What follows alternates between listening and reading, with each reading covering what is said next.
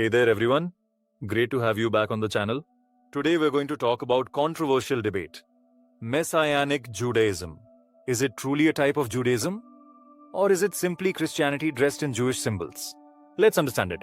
So, what exactly is Messianic Judaism? This movement blends Jewish identity and traditions with the belief that Jesus, or Yeshua, is both the Jewish Messiah and God's Son. Its followers celebrate Jewish holidays, use Hebrew phrases, and adhere to certain Jewish laws, all while embracing the New Testament and believing in Jesus' divinity. Who's involved in this movement? Many followers of Messianic Judaism come from Jewish roots but have come to view Jesus as the Messiah. Others aren't Jewish but find the mix of Christian faith and Jewish customs appealing.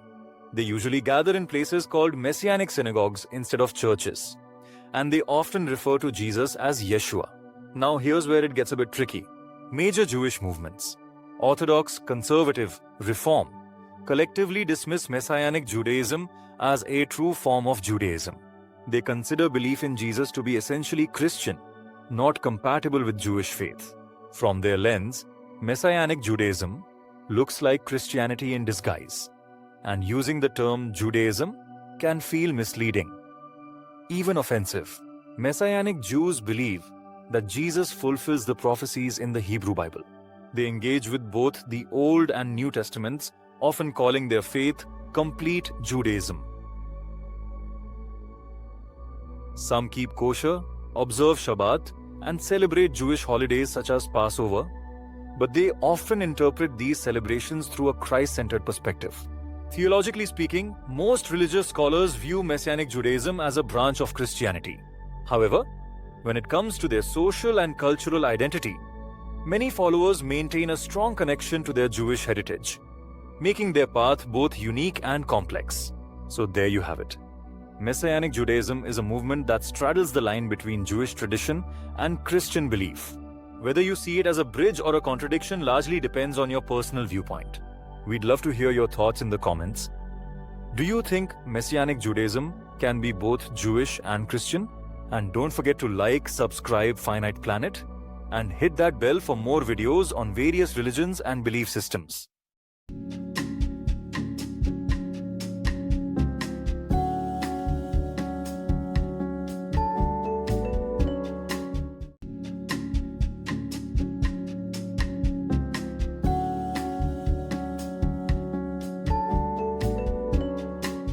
Hey everyone, welcome back. Today we're diving into a lesser known part of Jewish history, the Positive Historical School, which led to Conservative Judaism. It began in 19th century Germany with thinkers like Zacharias Frankl. At the time, Reform Judaism pushed for big changes while Orthodox Judaism clung to tradition. Frankl offered a middle path, respectful of tradition but open to thoughtful evolution. Positive means valuing Jewish law, Halakha, and historical means seeing Judaism as shaped by real-life experiences over time. This movement emphasized deep scholarship, using historical methods to study Jewish texts. It avoided extreme changes like dropping Hebrew, but also rejected strict orthodoxy. It aimed for a meaningful balance between tradition and modern insight. While not widely adopted, its ideas shaped conservative Judaism, especially through institutions like the Jewish Theological Seminary and leaders like Solomon Schechter. The Positive Historical School reminds us that change doesn't mean abandoning the past. It means understanding it better. If this sparked your interest, subscribe Finite Planet and let me know in the comments, can tradition and change truly coexist in religion? See you next time.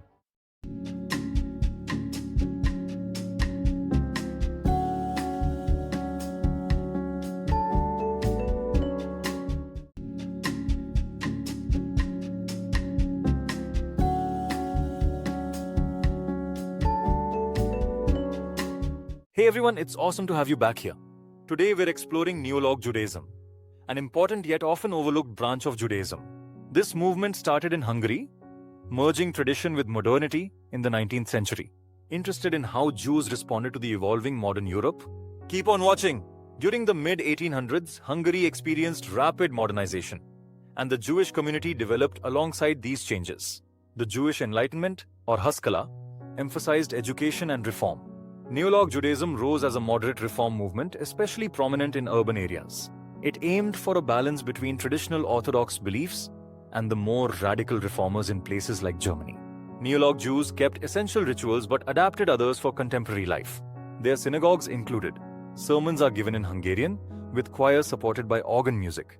The dress code has become more relaxed. Unlike Reform Judaism, Neo-Log Judaism preserved many traditional practices and Hebrew prayers, all within a modern context. Education and civic involvement were key for Neo-Log Jews. They founded institutions like the Rabbinical Seminary of Budapest and made waves in literature and politics. Neo-Log synagogues were architecturally stunning, showcasing pride in Jewish identity in Hungarian society. However, Neo-Log Judaism faced challenges. After 1868, the Jewish community in Hungary divided into three groups: Orthodox, Neo-Log, and status quo ante, who chose neutrality. Orthodox factions regarded Neo-Log practices as a threat to Halakha, while Neo-Log Jews found orthodoxy to be overly strict. Neo-Log Judaism thrived until the Holocaust struck, which severely impacted Hungary's Jewish population. Today, a handful of Neo-Log synagogues, primarily in Budapest, are still operational. The movement's legacy persists in Hungarian Jewish culture, even though it hasn't spread significantly beyond Hungary. So there you go. Neo-Log Judaism stands as a unique fusion of tradition and modernity, showcasing the diversity within Jewish expression. If you found this interesting, make sure to like, subscribe Finite Planet, and hit the bell for more on global Jewish traditions. See you next time.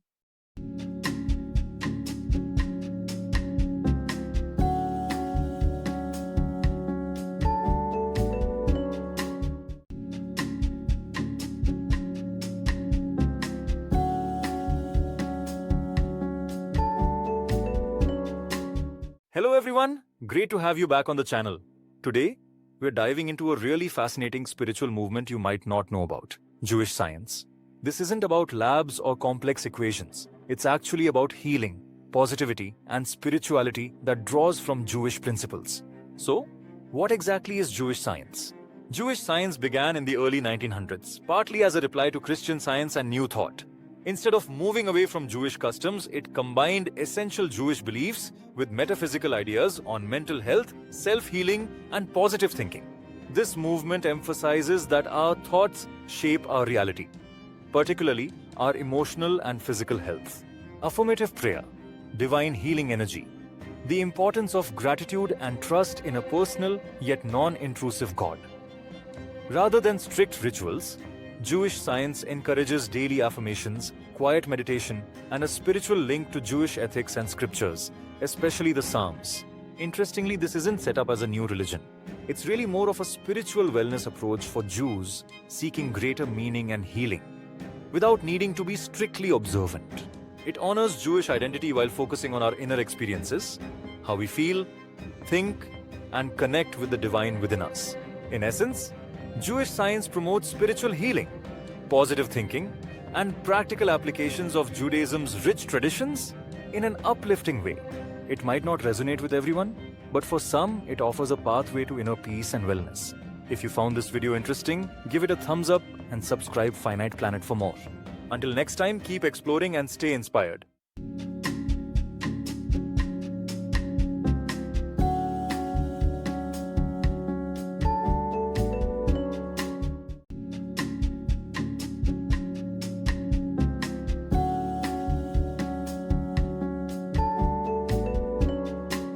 Welcome back to our channel, dear viewers.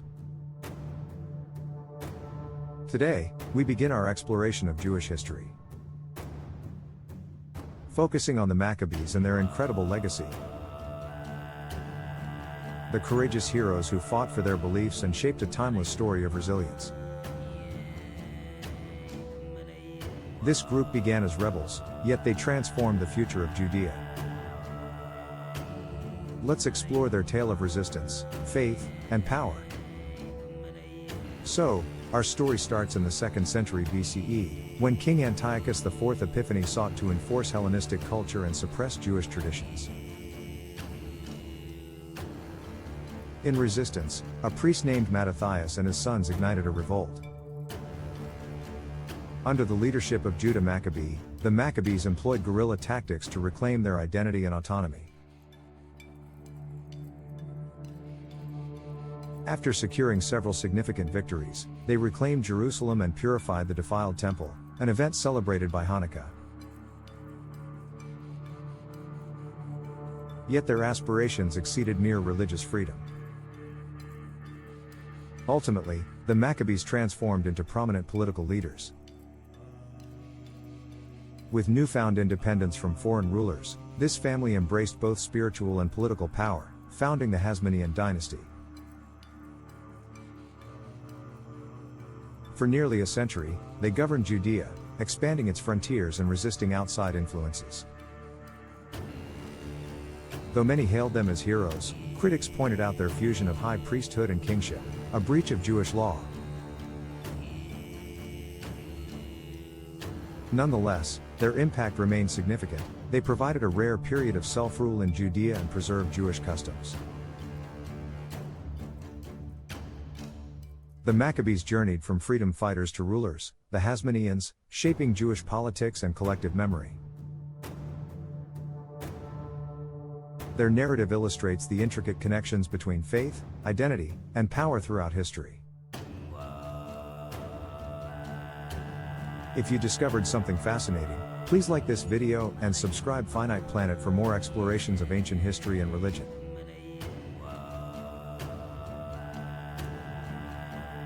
We'll see you in the next adventure.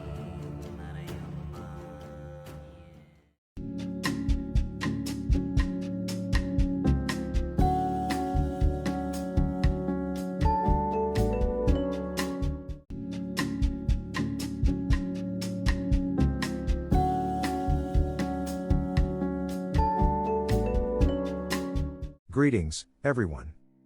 Today, we will explore a fascinating and often neglected Jewish group, the Therapeuti.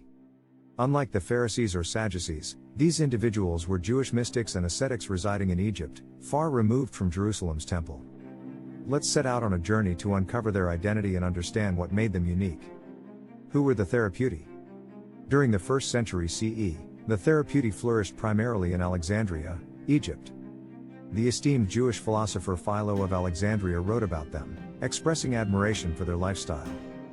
This community chose to live in seclusion near Lake Mareotis, devoting themselves to meditation, prayer, fasting, and studying sacred texts.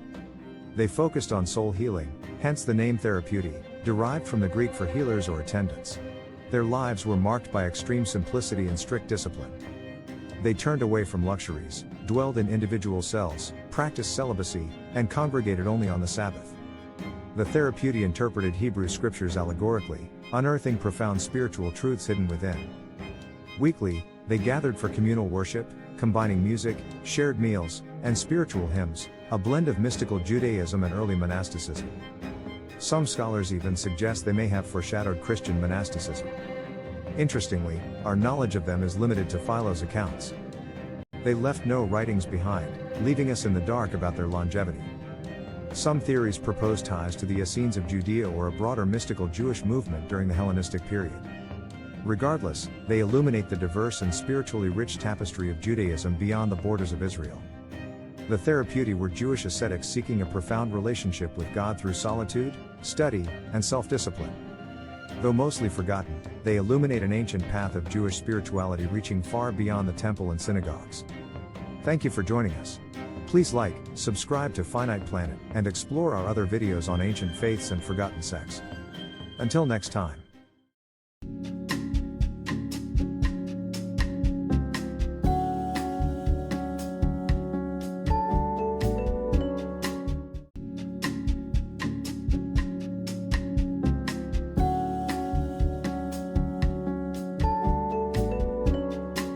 Hey everyone.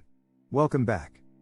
Today, we're exploring a lesser-known ancient Jewish sect, the Boethusians. They had an impactful role during the Second Temple period. Who were they? The Boethusians emerged during the late Second Temple era, around the 1st century BCE and CE. They were allied with the Sadducees, especially in theology. Both groups rejected the oral Torah, focusing instead on the written Torah, the 5 books of Moses. The name likely originates from Boethos, a high priest's father, appointed under Herod the Great. They weren't just thinkers, they wielded political and temple power. The Boethusians emphasized literal scripture interpretation, rejecting resurrection, angels, and fate, similar to the Sadducees. They had calendar disagreements with the Pharisees about festival celebrations. Their faith was aristocratic and priest-centered, with little regard for the teachings the Pharisees valued. The Boethusians often clashed with the Pharisees, who represented community-based Judaism. As Pharisaic and Rabbinic Judaism took over after the temple's destruction in 70 CE, the Boethusians faded. No texts from them survive, most of what we know comes from their rivals. The Boethusians played a crucial role in temple leadership and theological conflicts of ancient Judaism. They remind us of Judaism's diversity during the Second Temple period. Thanks for watching. If you're enjoying this journey, subscribe Finite Planet and share what sect you'd like us to explore next. See you soon.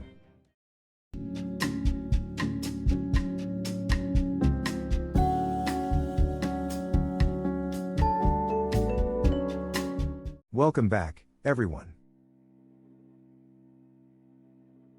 Today, we're exploring an intense Jewish group in ancient history, the Sicarii. Who were they? Let's dive in. The Sicarii, a violent zealot offshoot, were active in 1st century Judea. Their name is derived from the Sika, a small dagger they used to kill enemies in public places, vanishing into chaos. Their targets were Roman officials, collaborating Jews, anyone betraying Jewish independence. The Sicarii believed only God should rule the Jews. They viewed Roman occupation as a faith insult, believing violent resistance was necessary. Unlike other groups, they initiated conflict, utilizing fear, assassination, and surprise attacks. They were original political extremists, blending religion with militancy. During the First Jewish-Roman War, 66 to 73 CE, the Sicarii were crucial players. After Jerusalem fell, many retreated to Masada, a fortress near the Dead Sea. There, they made their final stand. When Romans breached the fortress in 73 CE, the Sicarii chose mass suicide over capture. Nearly 1,000 died that day, making Masada a symbol of resistance. In conclusion, the Sicarii were fierce, radical, and deadly. They fought for freedom, but their methods shocked many Jews. They remain a controversial symbol of resistance, fanaticism, and the costs of unwavering belief. If you found this fascinating, like and subscribe to Finite Planet. Should we explore more secretive ancient Jewish groups next? See you next time.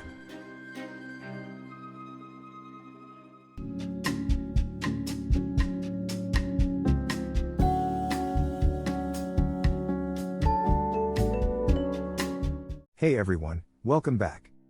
Today, we explore the intense zealots from ancient Jewish history. What if I told you zealots claims that these freedom fighters resisted the Roman Empire? Who were they, and how did they shape history? Let's find out. The Zealots were a Jewish political and religious movement in 1st century CE Judea. They had immense zeal for God. No ruler but God should reign over Israel. They rejected Roman rule and fought to overthrow it. The Zealots viewed acceptance of Roman rule as a betrayal of God. They drew inspiration from heroic biblical stories. They believed violence was justified to protect faith and freedom, considering rebellion a religious duty. They opposed cautious Jewish groups like Sadducees and Pharisees. The Sicarii, the Zealots' radical wing, a radical faction, the Sicarii used small daggers to assassinate Roman officials, collaborating Jews, and perceived traitors. They operated secretly and instilled fear in Roman-ruled Jerusalem. The Great Jewish Revolt by 66 CE, war erupted, the First Jewish-Roman War. The Zealots took Jerusalem, charging against Roman forces. By 70 CE, Romans destroyed the Second Temple, killing thousands and impacting Jewish history. A few Zealots held out in Masada. In 73 CE, they chose mass suicide over surrender when Romans broke through. Their story is a symbol of resistance. Let's come to a conclusion. What can we learn from the Zealots? Driven by faith and identity, they risked everything for their beliefs. Though violent, their legacy reminds us how far one goes when life, religion, and nation are threatened. If the Zealot story resonated, thumbs up the video. Subscribe Finite Planet and hit the bell for more journeys. Next, should we explore the Sicarii, extremist faction of Zealots? Let us know in the comments. See you next time.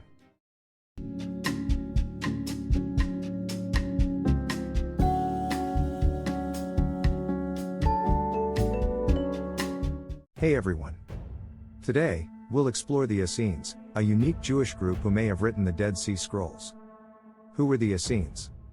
The Essenes were a Jewish sect from the 2nd century BCE to the 1st century CE. They lived in isolated desert communities, leading an ascetic lifestyle with strict discipline and mystical beliefs. Qumran was a key settlement. What did the Essenes believe? They emphasized ritual purity and communal meals. They rejected the corrupt temple priesthood. They held an apocalyptic worldview of light versus darkness. They awaited two messiahs, a priestly and a royal figure. Their writings included symbolism, prophecy, and scripture commentaries. The Dead Sea Scrolls connection. In 1947, Bedouin shepherds discovered the Dead Sea Scrolls in Qumran caves. These manuscripts contains Hebrew Bible copies, community rules, apocalyptic prophecies and rare writings. Scholars argue the Essenes wrote these scrolls, revealing Jewish thought during Jesus' time. Life in Essene communities was strict. Members renounced personal property and ate in silence. They engaged in prayer, study, and labor, seeking spiritual refinement. Some lived celibately, dedicating everything to God. So, who were the Essenes? Ascetic Jewish mystics waiting for the end times. Their commitment to purity makes them fascinating. If they authored the Dead Sea Scrolls, their influence is profound. If you found the Essenes interesting, give us a thumbs up and subscribe. Should we explore the Zealots next? Comment your thoughts.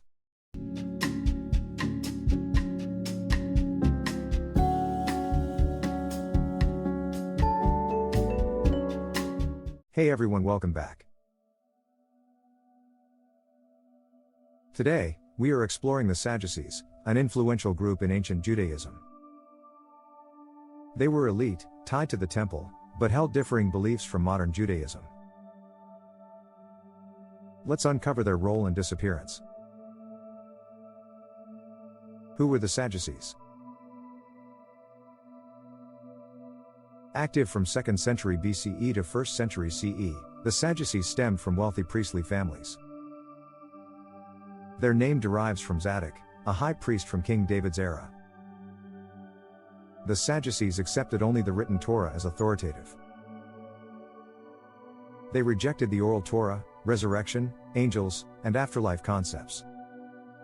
Religion was practical, temple-centered, and bound by law. Sadducees were political elites, cooperating with Greek and Roman rulers. They often clashed with Pharisees and Zealots, aligning with power and wealth. The fall of the Sadducees. In 70 CE, the Romans destroyed the Second Temple. Without the temple, the Sadducees lost their foundation. Unlike the adaptable Pharisees, they vanished from history. The Sadducees were an aristocracy, wealthy traditionalists who governed the temple, rejecting many modern spiritual beliefs. This reflects the danger of aligning too closely with power. If you enjoyed this history of the Sadducees, like and subscribe for more. Comment if you want the next video on the Essenes. See you soon.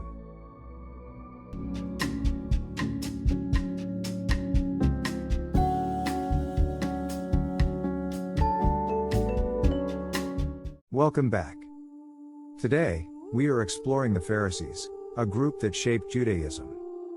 Who were the Pharisees?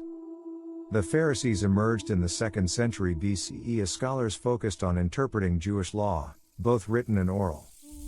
Their beliefs included oral Torah, unwritten traditions given to Moses for interpreting the law. Resurrection, a belief distinct from the Sadducees.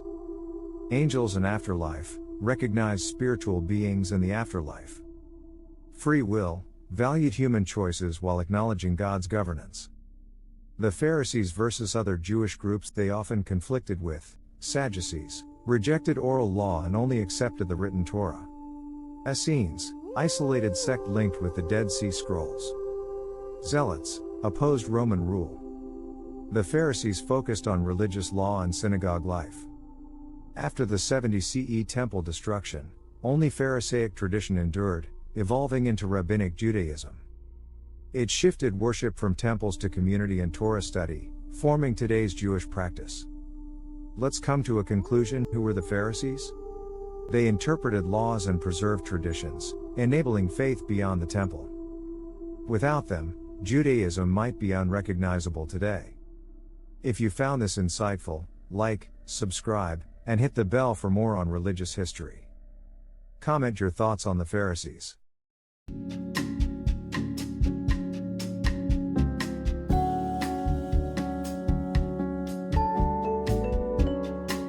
Welcome back. Today, we explore the often overlooked religious community, the Samaritans. They share roots with Judaism but have unique beliefs and practices. Who are the Samaritans? Samaritans trace their heritage to ancient Israelites, particularly the tribes of Ephraim and Manasseh. They claim to be true keepers of the original Israelite religion. Today, about 800 Samaritans live mainly in Mount Gerizim and Holon, Israel. What do they believe? Their beliefs mirror ancient Israelite religion with differences. They follow the Samaritan Pentateuch and view Mount Gerizim as holiest. They reject Jewish prophets after Moses, focusing on monotheism, sacrifice, and pilgrimage. They believe Judaism strayed from the true path by favoring Jerusalem. Religious practices. Passover is their biggest holiday, marked by lamb sacrifices on Mount Gerizim. They strictly observe the Sabbath, dedicating it to worship, and use ancient Hebrew in liturgy. Their Kohanim priests come from Aaron's line and follow strict traditional rules. Relationship with Judaism. Jews and Samaritans have a long, tense history. Samaritans were seen as heretics during Jesus' time. Today, relations improve, yet they stand as distinct faiths. Samaritans see themselves as true Israelites, preserving what they believe is the original faith. Let's come to a conclusion. Samaritanism is a living connection to ancient Israel, preserved by a small yet resilient community. They share roots with Judaism but have followed a different path. Despite their small numbers, Samaritans highlight the diversity of biblical religion. If you found the Samaritan story fascinating, like, subscribe, and hit the bell for more explorations of religions. Comment below, did you know they still exist? See you next time.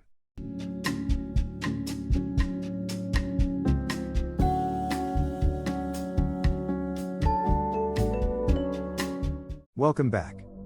Today, we're exploring a unique Jewish movement, Karaite Judaism. No rabbis, no Talmud, just the Hebrew Bible. Karaite Judaism, emerging in the 8th or 9th century in the Islamic world, mainly Iraq, is non-Rabbinic. Kara means to read. Karaites interpret the Tanakh, the Hebrew Bible themselves. They reject the oral Torah, Mishnah, Talmud, rabbinic laws, and for them, only the written Torah is divine. Core beliefs include, only the Hebrew Bible is authoritative, no Talmud or rabbinic Halakha. Individuals interpret scripture personally, they calculate holidays using the biblical calendar. Many rituals, such as wearing tzitzit or lighting Shabbat candles, differ or don't exist. It's about returning to the source. Karaite synagogues look different. Worshippers often remove shoes, bow, and pray directly from Psalms. No set liturgy or added commentary from rabbis exists. Torah readings happen, but it's minimalistic. Once a rival to Rabbinic Judaism, the Karaite community is smaller today, but they still exist. The largest group is in Israel, with smaller communities in Turkey, Lithuania, and the US. They even have a Karaite Beth Din in Israel. Modern Karaites preserve an ancient tradition while staying rooted in scripture. Karaite Judaism focuses on original texts, personal interpretation, and living without rabbinic authority, bold and traditional. If you found Karaite Judaism fascinating, like this video, subscribe, and tap that bell for more insights. Would you read the Torah without commentary?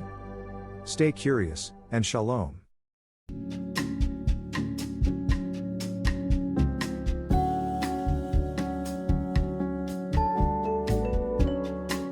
Welcome back.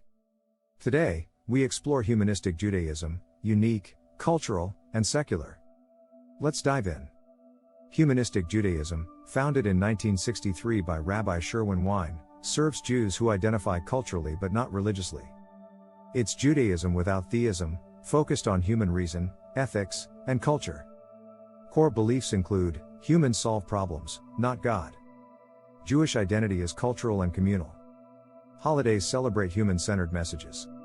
Ethics stem from human experience, not divine commandments. Living meaningfully as a Jew today means embracing a secular approach. Services differ from traditional Judaism. No prayers to God. No divine intervention mentioned. Celebrations highlight history and culture. This movement attracts atheist, agnostic Jews, interfaith families, and those who love their heritage without religion. It's inclusive and growing in North America and Europe. So, what is Humanistic Judaism? It celebrates being Jewish while honoring human dignity, rational thought, and cultural pride, no belief in God required. If you find this view fascinating, like, subscribe, and ring the bell for more insights on world religions. Would you ever attend a humanistic Jewish service? Until next time, stay curious, and shalom.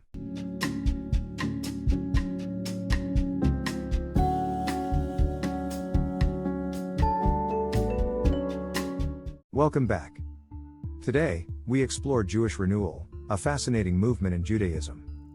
Jewish Renewal, initiated in the 1960s by Rabbi Zalman Schachter Shalomi, seeks to revitalize spiritual practices by merging traditional Judaism with modern spirituality, ecology, and social justice. This grassroots movement has a broad influence on Jews of all denominations.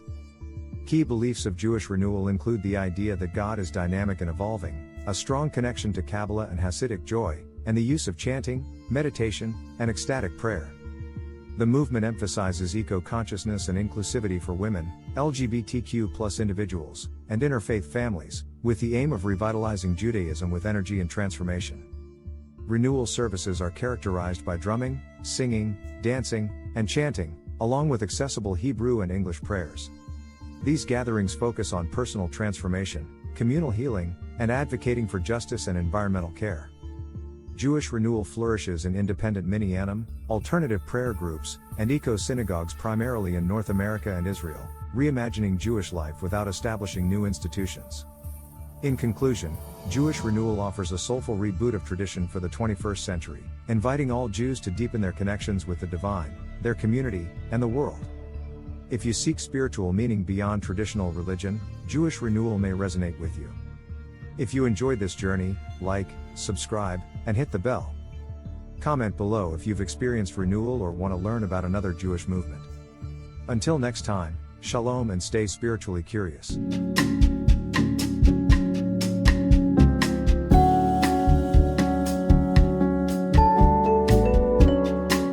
Hey everyone, welcome back to the channel. Today, we're exploring Reconstructionist Judaism. It's modern, evolving, and redefines tradition. Reconstructionist Judaism emerged in the 20th century. Rabbi Mordecai Kaplan founded it with a groundbreaking idea. Judaism isn't just a religion, it's a civilization. This encompasses culture, history, language, ethics, and rituals. So what are the core beliefs? God is viewed metaphorically, not as a supernatural being. The Torah is seen as a human creation, not absolute divine law. Halakha, or Jewish law, serves as inspiration, but isn't binding. Each community collaborates democratically to shape its practices. Importantly, Judaism must evolve to stay relevant. This approach is inclusive and rational. Next, let's look at practices and values. Rituals are important, but they're interpreted symbolically. Key themes include gender equality and leadership and ritual, welcoming interfaith families, and LGBTQ+ inclusion. Modern Hebrew and English are used in services. Emphasis is placed on ethical living, social justice, and community. Rituals are selected for meaning, not obligation. Where is this practiced? Reconstructionist Judaism is prevalent in North America, particularly in the United States. Organizations like Reconstructing Judaism support communities blending tradition with progress. What's the bottom line?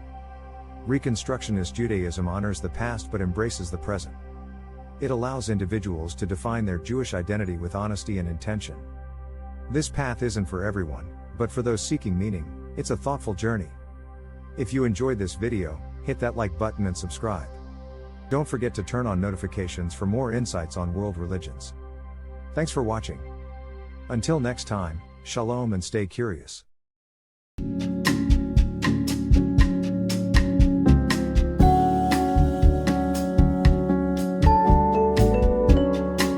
Hey everyone. Welcome back to the channel. Today, we're exploring Reform Judaism, a dynamic movement reshaping Jewish belief for the modern world. So what do Reform Jews believe? And how is it different from Orthodox or conservative Judaism? Let's find out. Reform Judaism began in early 19th century Germany. At that time, Jews were entering modern society while still bound by traditional laws. Many felt that Judaism needed to evolve. A group of thinkers started to reinterpret Jewish traditions using reason and ethics. This movement later spread to America, the UK, and beyond, becoming the largest Jewish denomination in the US today. Here are the core beliefs that shape Reform Judaism. First, Judaism is a constantly evolving religion. Personal autonomy is vital. Each Jew decides how they express their faith. Ethical living takes precedence over strict rituals. Belief in God is encouraged, but theology remains flexible. While the Torah is sacred, not all laws are binding. Reform Jews see Judaism as a living tradition, not just a rulebook. In terms of practices, rituals in Reform Judaism are diverse and inclusive. Men and women participate equally, including rabbis and cantors. Many synagogues use more English, making services accessible. Some keep kosher, while others see it as a personal choice. Musical instruments and choirs frequently enhance services. Interfaith families are welcomed, and LGBTQ+ inclusion is strong. Reform Judaism emphasizes spiritual meaning over rigid rules. Globally, Reform Judaism has a significant presence. In the United States, the Union for Reform Judaism supports communities. In the UK, organizations like Reform Judaism UK serve a similar role. In Israel, the Israel Movement for Progressive Judaism advocates for religious equality. Despite its non-Orthodox stance, Reform Judaism significantly influences modern Jewish thought and activism. So, what's the takeaway? Reform Judaism adapts to the realities of modern life without losing its ethical core. It embraces the past while moving forward. With equal roles, interfaith inclusion, and a focus on justice, Reform Judaism invites everyone to engage meaningfully in their faith. If you found this video helpful, please like, subscribe, and hit the bell icon to stay updated on world religions and spiritual traditions. Thanks for watching, and until next time, shalom and take care.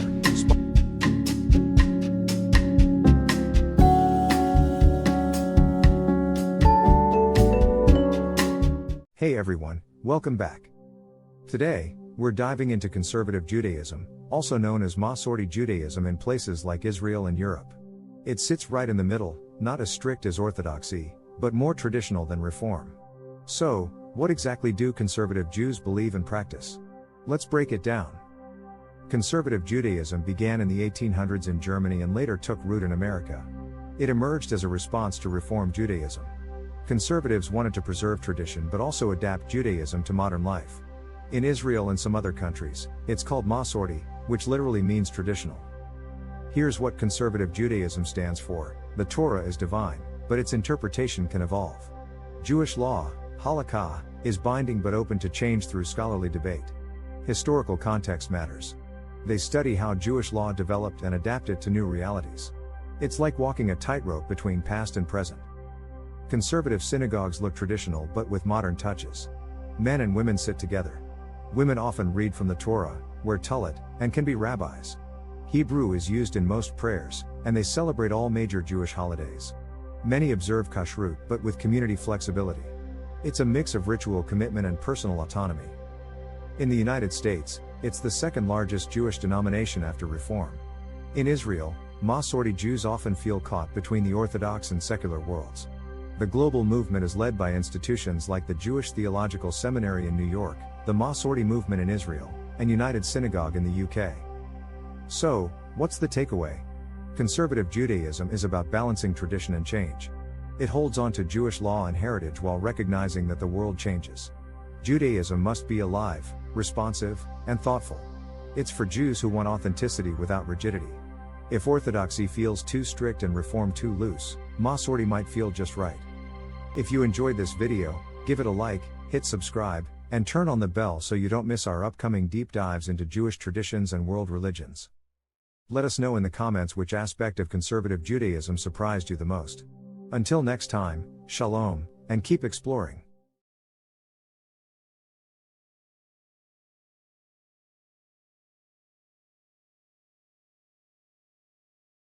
Hey everyone! Welcome back to the channel. Today, we're exploring Yemenite Judaism, also known as Haredi Judaism. It's traditional, deep, and different from mainstream Judaism. Let's dive in.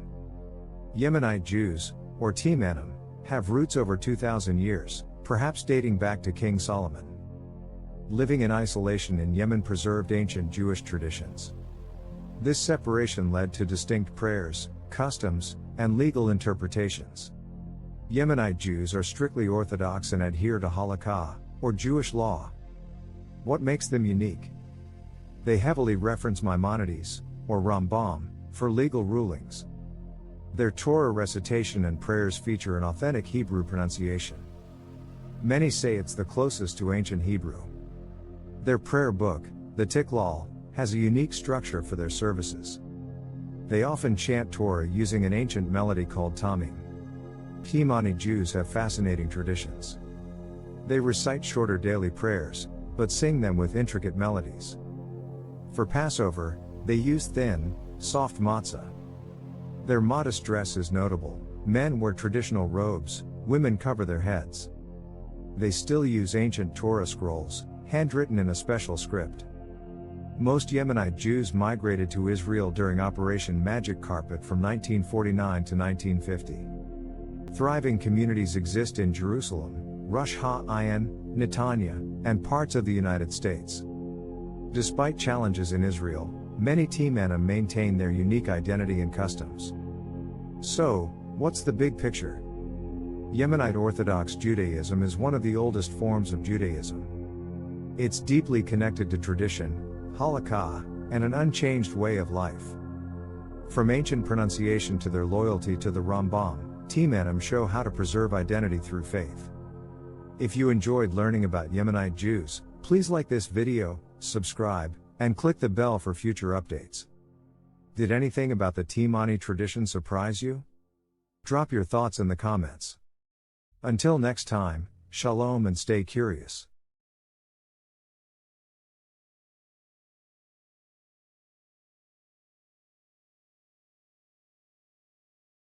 Hey everyone, welcome back to the channel.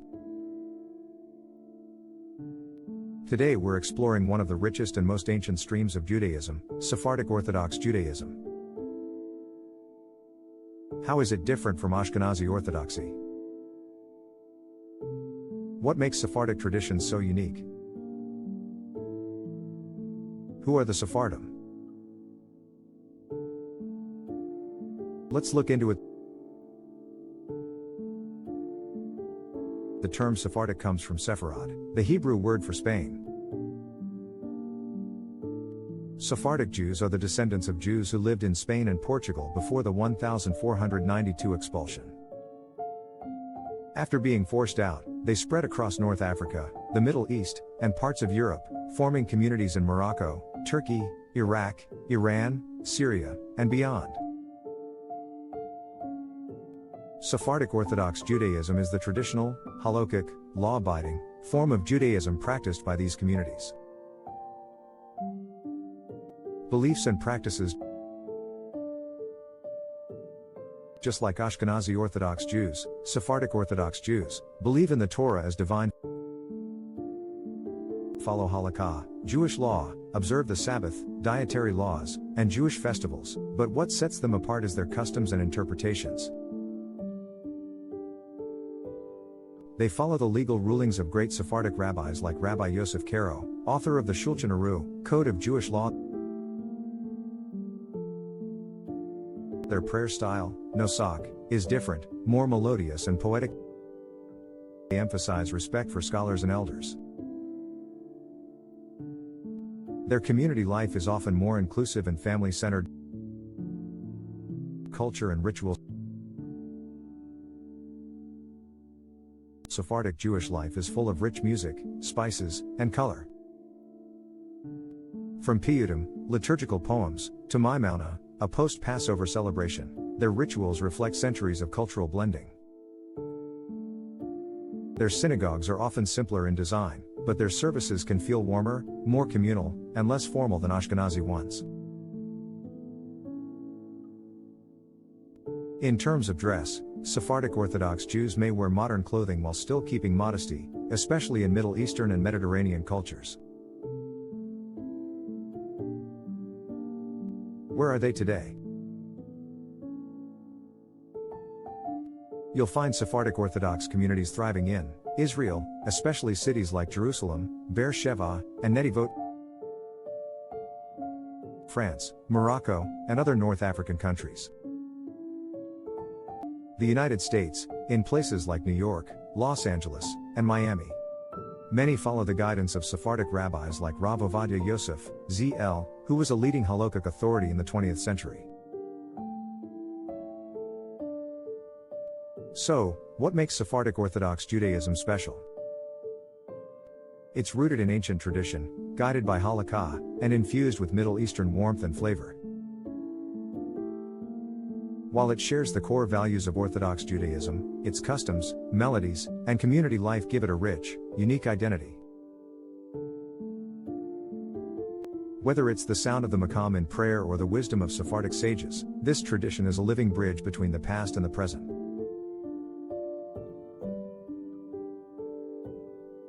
If you learned something new today, don't forget to like, subscribe, and hit the bell for more videos about religions and cultures from around the world.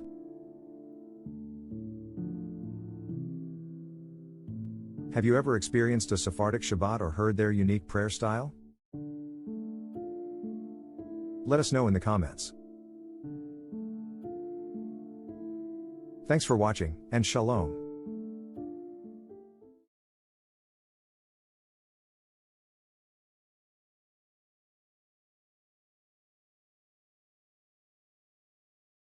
Hey everyone, welcome back to the channel.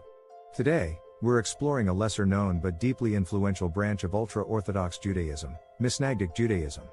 Who are they? How are they different from the Hasidic Jews you've seen in Brooklyn or Jerusalem?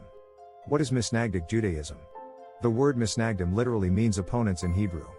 Why? Because in the 18th century, this group strongly opposed the rise of Hasidism.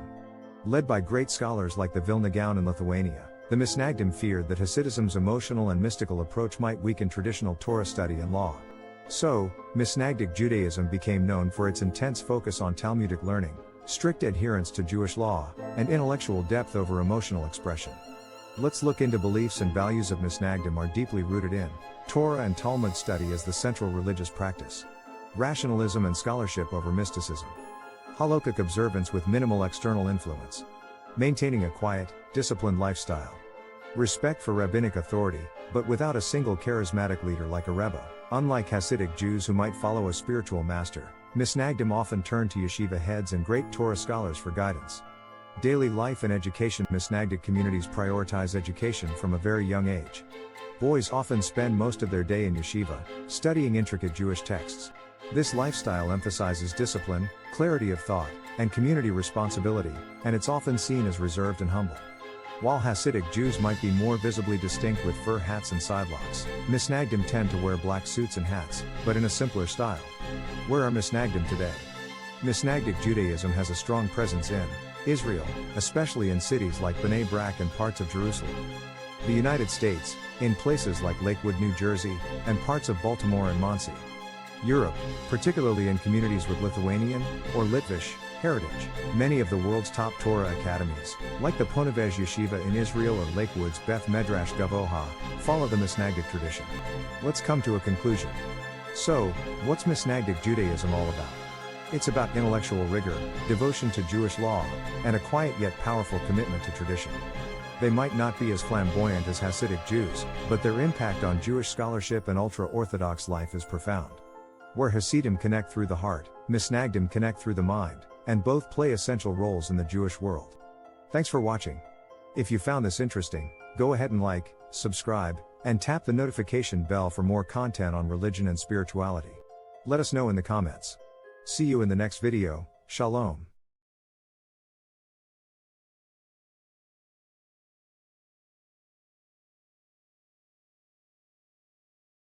Hey everyone, welcome back. Today we're diving into one of the most visually recognizable and spiritually intense groups in Judaism, Hasidic Jews. From their black hats to their deep devotion, who are they? What do they believe? And how are they different from other Jews? Let's get into it. What is Hasidic Judaism? Hasidic Judaism is a mystical, joyful movement within Haredi Judaism, the ultra-Orthodox world. It began in 18th century Eastern Europe, founded by Rabbi Israel Baal Shem Tov. He emphasized joyful worship, spiritual connection to God. Unlike other traditional groups focused mainly on scholarly study, Hasidism added a focus on emotion, song, and spiritual experience. Core beliefs and lifestyle. Here's what Hasidic Jews deeply value: devotion to God through joy and simplicity. Following a Rebbe, a spiritual leader seen as a guide and source of blessing. Strict Torah observance and separation from secular life. Mysticism, or Kabbalah, woven into daily religious practice. You'll often see Hasidic men wearing long black coats, fur hats called shtreimels on the Sabbath, and growing payat, side locks. Women dress modestly, covering their hair with scarves, wigs, or hats. Hasidic sects. Hasidic Judaism isn't just one group, there are many distinct sects, each with its own customs and rebbe. Some of the most well-known include Chabad Lubavitch, outreach-focused and tech-savvy. Satmar, very strict and anti-Zionist. Breslov, known for their joyful dancing and constant prayer. Belz, Ger, Viznitz, Bobov, each with their own traditions and communities. These groups often live in their own neighborhoods and even speak Yiddish as a daily language. Hasidic life today. Hasidic Jews live in close-knit communities in places like Brooklyn, Williamsburg, and Crown Heights, Monsey and Kiryas Joel in New York, Jerusalem and Bnei Brak in Israel. They typically have large families. They send children to religious schools called yeshivas. They focus on living according to Halakha, Jewish law. Let's come to a conclusion. So, what's Hasidic Judaism really about? It's about deep spiritual connection, community, and devotion to God, with joy, mysticism, and strong traditions. For Hasidic Jews, every moment of life can be an act of worship. In a fast-moving, modern world, Hasidism offers a rooted, sacred way of life, one that's both old and still very much alive today. Thanks for watching. If you enjoyed this dive into Hasidic Judaism, don't forget to like, subscribe, and hit that notification bell for more content on religion, culture, and spirituality. Drop a comment. Have you ever seen a Hasidic community in person? What did you notice? See you next time, and shalom.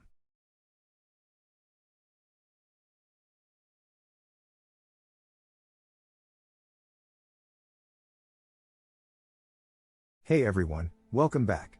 Today, we're exploring Haredi Judaism, also known as Ultra-Orthodox Judaism. Who are the Haredim? What do they believe? And why do they live so differently from the rest of society? What is Haredi Judaism? Haredi Judaism is one of the most traditional branches of Judaism. The term Haredi means one who trembles before God, highlighting deep devotion to Torah and Jewish law. Haredim aim to stay separate from modern secular culture. They live in close-knit communities with a strong focus on modesty, tradition, and religious study. Core beliefs and practices and key aspects of Haredi life include strict observance of Jewish law, daily Torah study, especially for men in yeshiva, modest dress, long skirts and wigs for women, black suits and beards for men. Avoiding secular media, fashion, and internet. Large families and strong community support.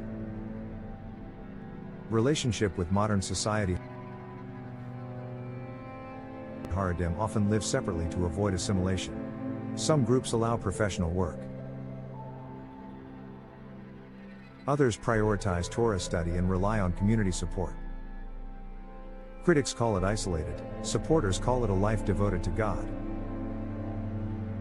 Let's look into different Haredi groups. So Haredi Judaism includes Hasidic Jews, such as Satmar and Chabad, focused on mysticism and spiritual leaders called Rebs. Lithuanian or Yeshivish Jews, centered on intellectual Torah study. Sephardic Haredim, with roots in Middle Eastern and North African traditions. Haredim in Israel and abroad. In Israel, they make up 13 to 15% of the population. They have their own schools, politics, and neighborhoods. In the United States, major communities are in Brooklyn, Lakewood, and Monsey. Many speak Yiddish or Hebrew. Many avoid military service and secular universities.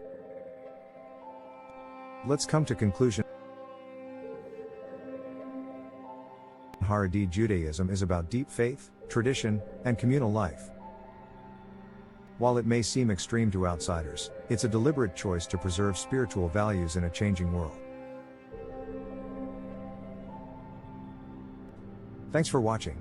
If you enjoyed this, like, subscribe, and hit the bell for more. Comment below, what surprised you most about Haredi Judaism? Shalom, and keep learning.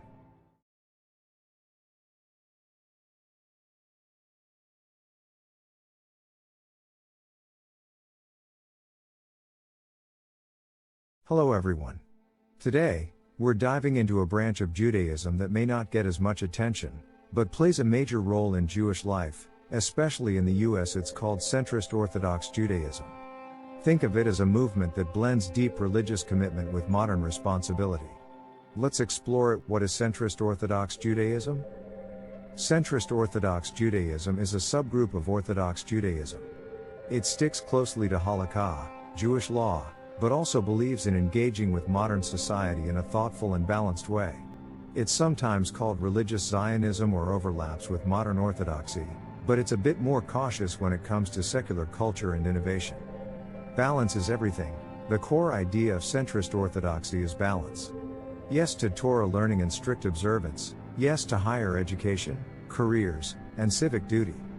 But no to compromising religious principles for the sake of fitting in.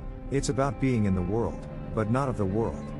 Religious life and practice. In practice, centrist Orthodox Jews observe Shabbat and Kashrut, kosher laws, pray 3 times a day, send children to Jewish day schools or yeshivot, prioritize Torah learning, even alongside university study. You'll find many centrist Orthodox Jews working in law, business, tech, and medicine, while staying deeply involved in Jewish learning and community. Strong connection to Israel. Centrist Orthodoxy is strongly connected to religious Zionism. Many support the State of Israel, serve in the IDF, or encourage their children to study in Israeli yeshivas after high school. To them, Israel isn't just a country, it's a spiritual mission.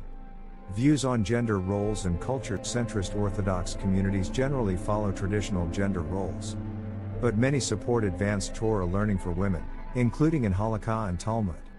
Unlike more liberal groups, they draw a clearer line when it comes to ritual roles in the synagogue. But that doesn't mean women are uninvolved, far from it. They're often active in education, leadership, and community life. Let's come to a conclusion. So, what sets centrist Orthodox Judaism apart? It's not about swinging to extremes, it's about holding on tightly to Torah and tradition, while also stepping into the world with purpose, dignity, and responsibility. For those who want to live a fully observant Jewish life, but still learn, work, and contribute to society, centrist Orthodoxy offers a powerful path forward. If you enjoyed this breakdown, go ahead and hit that like button, subscribe, and tap the bell icon so you don't miss future videos on faith, spirituality, and culture. And in the comments, let us know, do you think religious life can truly balance tradition and modernity? Until next time, shalom and stay thoughtful.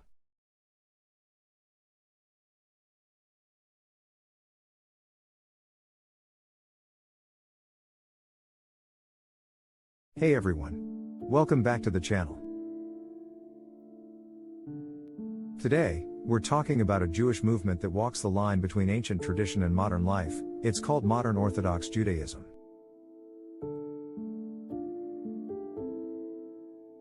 If you've ever wondered how someone can follow traditional Jewish law while still going to college, using social media, or working in high-powered jobs, this video is for you.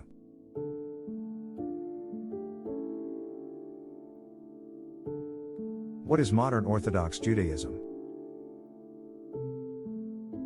Modern Orthodox Judaism is a branch of Judaism that stays loyal to Orthodox Jewish law, but it also sees value in engaging with the modern, secular world. That means observing Shabbat, eating kosher, and praying daily, while also going to university, working in mainstream society, and using modern technology. The key idea? You can be fully religious and still fully modern. Core beliefs. So what do modern Orthodox Jews believe? The Torah is divine and eternal. Jewish law, or Halakha, must be followed. The oral Torah, like the Talmud, is just as important as the written one. And yes, they believe in the coming of the Messiah. They're basically on the same page as other Orthodox Jews. The difference is in how they interact with the world around them.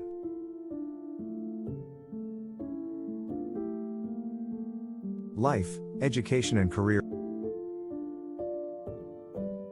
One major feature of modern Orthodox life is education. Many attend schools that offer both religious and secular studies. You'll find modern Orthodox Jews in medicine, law, education, tech, you name it. They believe Torah values should guide you, even in modern fields. And no, they're not just praying all day, they're out there building careers, starting families, and contributing to society. Gender roles and community life. Gender roles are still traditional in modern Orthodoxy, but many communities support women's higher education and religious learning.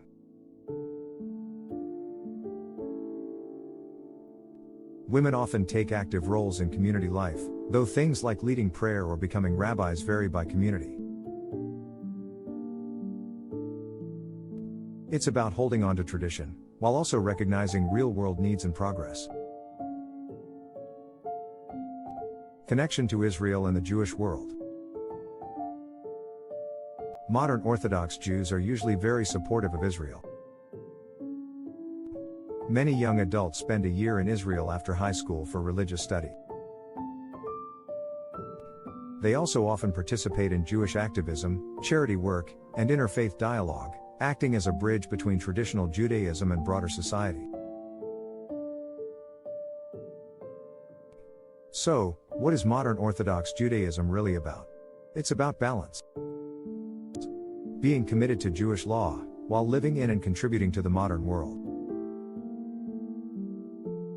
It's a life of prayer and Torah, but also school, work, technology, and community service. For many, modern Orthodoxy offers the best of both worlds, deep spirituality with modern relevance. If you found this video insightful, give it a like, hit that subscribe button, and don't forget to turn on notifications so you never miss a deep dive into religion and spirituality.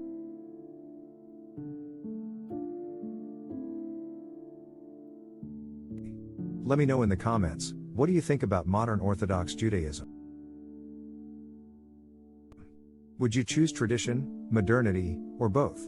Until next time, shalom.